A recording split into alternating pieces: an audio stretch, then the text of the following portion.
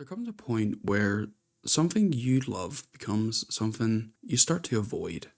Something that used to be so fun, and now every time you go to do it, the weight of it makes it almost impossible. You just stop. And the weird thing is, the desire to do it never goes away.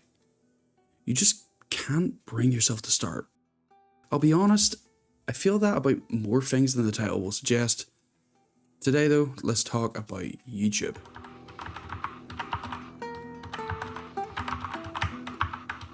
I've always been a bit of a nerd, with video games as my main hobby of choice, but unfortunately, growing up in Northern Ireland, there just wasn't a lot of places to go or people I could talk to about games in a truly satisfying way. There just wasn't a space for me to properly express my love for this medium. The extent of discussion was just, oh, they do COD as class, right? That's where YouTube comes in. I remember coming home from school, booting up our very, very slow computer and jumping straight into YouTube to watch whatever it recommended to me. I found my way to the gaming side of it, and I have never left since. I loved being able to see these people with the same hobby as me. They came at it not as a mild fascination, but a true passion that I didn't see elsewhere. Even from all the way back then, I always had the thought in the back of my mind, what if that was me? After a much longer time than I would have liked looking back on it, I did end up doing just that. I mean, like, you're watching this video, so clearly you see it. And it was great, being able to throw my own text out into the world, revel in the joy of a game with people that also enjoyed it. It was everything I hoped it would be. Being able to create something that I could see people enjoy and interact with. The more I did, the more into it I got on the creative side of things. Through doing this, I also had another thought in my head, that if I was able to make stuff that I enjoyed and that other people could watch, maybe I could make something out of this. Maybe I could be a real YouTuber who got the sponsors, the opportunities for things that few people get to do, and of course being able to do it as a living that could sustain them and their family. Many creators will tell you that they just do it for the crack and the money was never a priority for them. This can be true for a time, but that doesn't mean they also don't have that little thing in the back of their mind telling them, damn, I could want to get paid for this. I too have that ambition in what I do.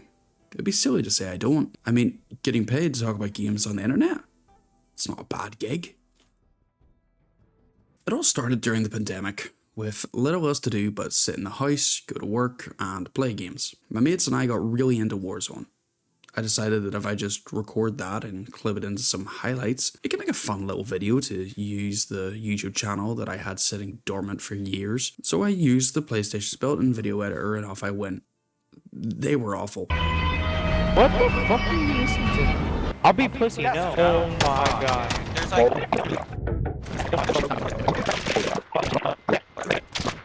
I died. Top me, maybe not. Found him. Doobie, they're doobie.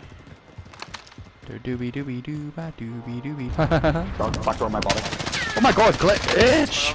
This then transitioned into streaming on Twitch, founding my own little community of viewers and friends. I went back to the YouTube stuff after that and tried my hand in as many random formats as I could before I started to find a groove. I would just sit down, talk about whatever random thing interested me, or more successfully angered me. Downright fucking terrible. And somewhere along the line, it became something a lot more than just making random gameplay videos or a few hit pieces. I got lost in the sauce of the analytics.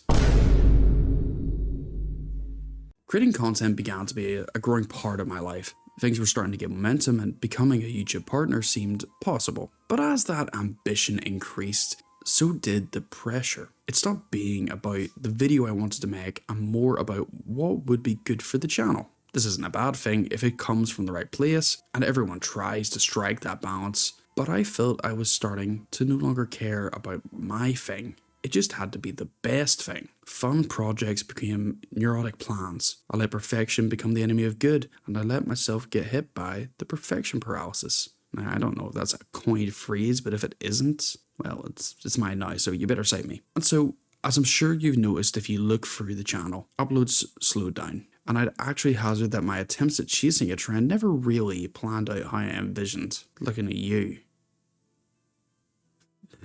With all that, I got lost in the sauce. I hadn't uploaded in a while, I started to see clearly the issues I've just discussed here, and I started ruminating on getting back into it. Unfortunately, life just has a great way of fucking that up. I got a call from my sister to tell me that my mum took unwell while on holiday abroad. She was in the ICU. I dropped everything instantly. I booked a flight, raced to the airport, and went to her, leaving my quite heavily pregnant wife at home. I got there, and I was able to see her. Despite the doctor's best efforts across 2 different hospitals, she died a day later. I'd been here before, multiple times. This time was different though. It happened abroad, and so getting her home was a challenge, thanks to the Kevin Bell Trust, as without them I don't know what I would have done. And I now didn't have the person who was always there for my whole life, the one who always picked me up when I fell, my number one supporter in everything that I did. I now had a family who needed that from me instead. I now had to make sure I could get everything sorted out, and eventually I did. We got her home, we had the funeral, and we got all of the other bureaucratic shit that happens when someone dies all sorted out. I can't say I got a good chance to grieve, but I'm getting there. There's one memory from one of the last times I was down at her house and we were talking, where the discussion transitioned to YouTube. I don't think she ever truly understood my fascination with it, but she always tried to be as supportive as possible. We were talking about the videos I did, and she ended up pulling one of them up. It was the video I did talking about Northern Irish representation in games. So we sat there, laughing away. She was asking me questions about it. Meanwhile, I'm just trying not to cringe out of my own skin, having to listen to my own voice back. After the whole ordeal, my son was born in December. I have never felt a pure form of happiness as I have seeing that little guy's face for the first time. Unfortunately for my wife, I may as well have been looking at a younger you filter. And he's been doing great ever since. I've loved every moment I get to share with him, and I look forward to all the things we will get to do together as he grows up. But she should have been there. The very last time we saw each other before everything happened, we were sitting in our car after we got a 4D scan done with the wee man, and I gave her one of the copies, and we sat and we talked about what he's going to be like when he's here and what we were going to do for Christmas for him.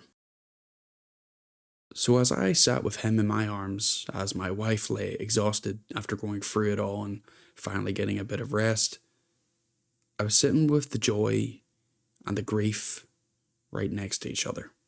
It's still that way now. I don't think it's the pain of her loss that hurts the most. It's the emptiness that comes from knowing all the things she would have been doing with us if she was here. And I love you both from the bottom of my heart. But life doesn't stop. Work has kept me busy. My son gets bigger every day and has a new bit of personality every other day. But all my ambitions of YouTube or making videos went right to the back burner of my mind for a good while. Now, it'd be easy to point at all of that and say that's why I stopped. And yeah, life is a big part of it, but if I'm being honest, the wheels were coming off long before any of that happened. The truth is, I'd already half stopped, I just hadn't admitted it yet to myself. See, here's the thing nobody really tells you about it. The way it all feeds itself.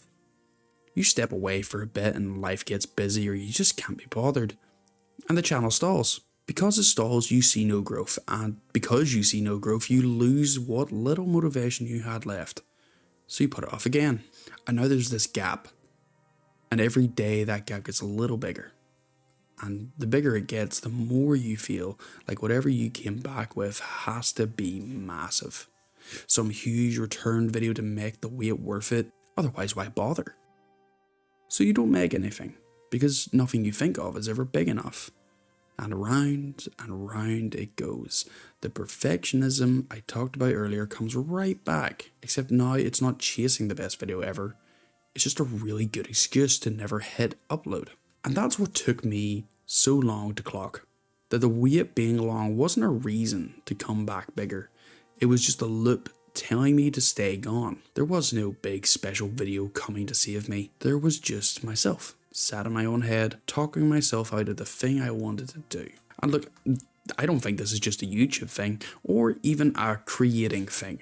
I think anyone who's ever tried to come back to something after life knocked them about a bit knows exactly what this feels like. The gym, an instrument, a hobby, a friendship you let go quiet. Whatever it is, that gap has a weight to it. And it lies to you. It tells you the longer you've been gone, the harder you need to come back. You don't. You just have to do the thing. Badly if you have to. So that's what I'm doing. Breaking the loop by just making something again. There is no grand return, no perfect video, just me getting back to it. Selfishly, that's all this video is. I didn't just make this to tell you why I started making videos. I did it to remind myself, not analytics, or subscribers, or view counts, not even sponsors or opportunities. I started making videos for the process of creating, for the joy in doing something I enjoy, for being able to have a place where I can put my thoughts somewhere and have people listen and tell me their own. All reasons that were never going to show up in a number. So where are we now? Well, assuming this isn't still just words in a document on a Google Drive, I'm making videos again, and I plan to keep doing it. I'm not going to make any promises about what they'll be or when they'll show up, but trust me, I've got a lot I want to create, and I hope you want to stick around for it. I know this one was heavy, and I'll be honest, I struggled to write most of it, as well as record most of it in case you never noticed. But now that it's done, I'm glad I did it. And I'd like to hear from you. Have you ever got stuck in that same loop where the longer you leave something, the harder it feels to go back? Let me know how you got out of it. And if you're still in it and figuring it out, I'm rooting for you. Here's to a fresh chapter. I hope you have a good whatever it is for you. Peace.